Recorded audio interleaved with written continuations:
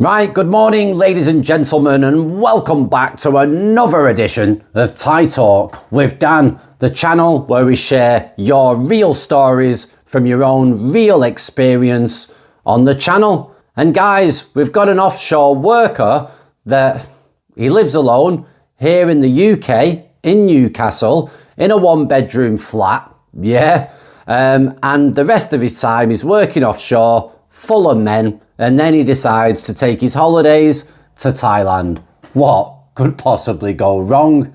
20 to 25 grand, that's what. So without further delay, let's jump in to today's Thailand story.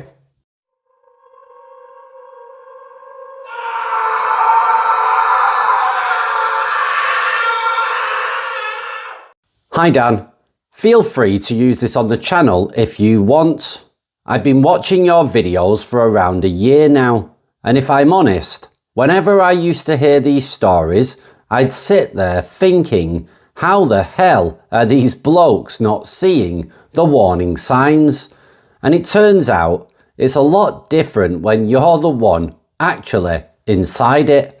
Now mine isn't one of those horror stories where I sold my house or built some massive house in a Thai village in rural Thailand. That's probably why I let my guard down so much, because it all felt pretty normal in the beginning. I met a Thai woman called B in Bangkok in 2023 while I was there for work. I'm 39, from Newcastle, and I work offshore, so I'm away from home for long stretches anyway. I think the isolation gets to me more than I admit to myself. When you spend weeks surrounded by the same lads, the same conversations, then go home to an empty flat, your head starts craving connection, whether you realise it or not. So anyway, I met her in a sports bar around Sukhumvit while watching football. Not one of those crazy places with girls dragging you inside every 10 seconds. It actually felt pretty normal. She was there with two friends drinking beer and watching the match. Funny thing is, she approached me first because I was wearing a Newcastle shirt, and apparently her ex-boyfriend supported Newcastle too. Looking back, that probably should have been the universe trying to warn me, but there you go. We ended up spending nearly the whole week together before I flew back home. What got me wasn't even really her looks, although she was attractive. It was how easy everything felt compared to life back home. No drama, no mind games, no constant attitude. And after being offshore around blokes for weeks at a time, then sitting alone in England afterwards, having somebody genuinely happy to see you messes with your head more than you realise. When I got back home, we stayed in contact constantly. Video calls, messages, all the usual stuff. Nothing strange there, because loads of people do long distance relationships now. But then my work rotation changed, and suddenly I had more time off than usual. Instead of going to Thailand once or twice a year, like most guys, I started flying out every couple of months. And that's when things slowly shifted into something more serious, without me really noticing it happening. She started staying with me instead of going back home at night. Then I stopped using hotels and started renting condos because it felt easier and cheaper.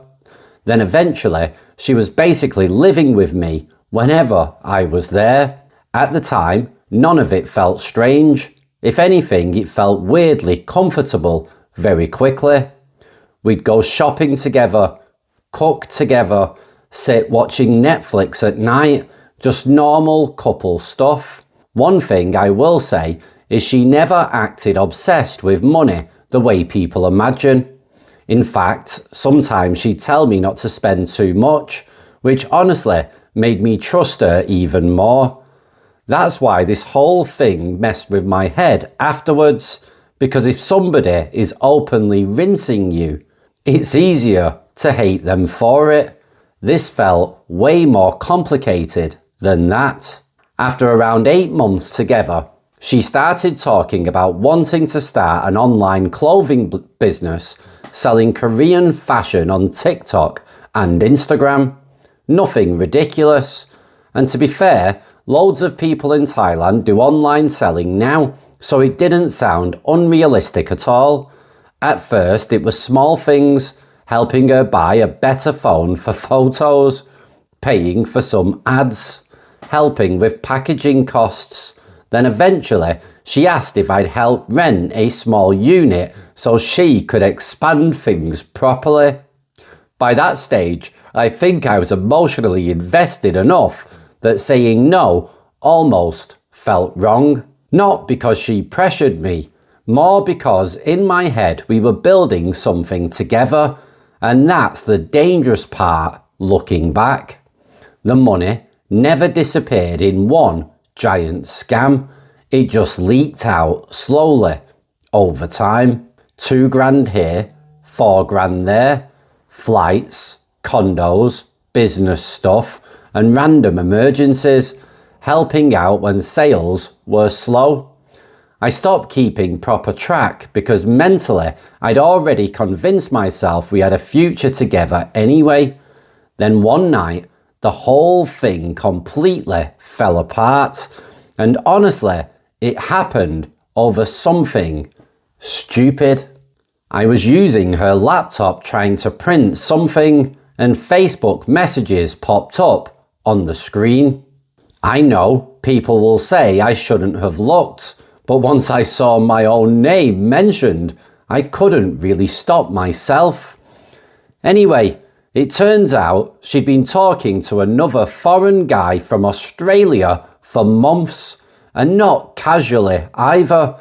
Pretty much the exact same conversations she was having with me, calling him baby, talking about their future together, talking about businesses that they could build. The worst part wasn't even another man. It was seeing messages between her and her friend joking that foreigners are easier emotionally than Thai men because they get attached too fast. And that honestly hit me harder than the money side of things. Because suddenly I started wondering if anything between us had actually been unique at all. When I confronted her, she completely broke down, crying, and admitted she'd been talking to multiple men online for what she called security. That was the exact word she used. Security. She said Thai women are scared foreigners can disappear at any time, so they keep backup options just in case. The messed up thing is part of me actually understood her logic, even while it was destroying my trust in her. That's probably why I stayed another couple of months afterwards, even though deep down I knew it was finished. Sounds pathetic saying it out loud, but emotions don't just switch off the second reality turns up. Eventually, everything became toxic. Constant suspicion, arguments, checking phones, no trust left. I remember leaving Thailand early on one trip and sitting alone in Heathrow Airport feeling completely numb more than angry. Financially, I probably lost somewhere around £20,000 to £25,000 altogether. Which, compared to some stories on your channel, isn't even that catastrophic. But mentally, it did a number on me, mainly because even now I still don't fully know whether she genuinely loved me at some point or whether I was just part of her long-term survival plan the entire time. Maybe it was both. And that's probably the truth with a lot of these relationships. People online always want a clean answer. One person is evil, the other is innocent. But real life usually isn't that simple. Anyway, mate, love the channel, and feel free to read this out.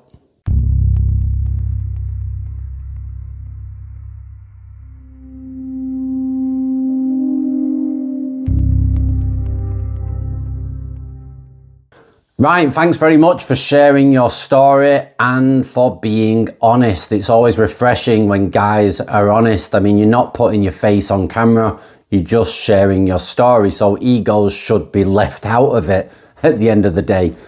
£25,000 is a hell of a lot of money to lose. And yeah, guys, he's working offshore. Yeah, so he's around guys all the time. Then he's in a one-bedroom flat or whatever it is in England. And yeah, he's lonely, deprived of female attention and company. And if you're working offshore, you've normally got a bit of money in your pocket. So money can be released from your pocket quite easily, especially if you're getting that female attention that you're craving for. And it sounds like it's just as simple as that with what happened, really. I mean, I think a lot of these problems would be avoided if the dating dynamics changed in other people's home countries. I've noticed since I've been back in England myself that a lot of guys do seem to be single back here. A lot of guys do even look fed up, and relationships aren't that easy anymore. I've been speaking to guys here in York since I've been back. And yeah, it's quite difficult to date women here. And when you go to a place like Thailand and they're giving you attention, constant smiles, women constantly wanting to get with you because they want you to be their superhero or super simp or whatever you want to call it. At the end of the day, we all make mistakes. We're all craving something within life. And if you're craving female company and you go to a place like Thailand and you lose your head, you're going to get absolutely well and truly destroyed. It is what it is, and it's a tale as old as time.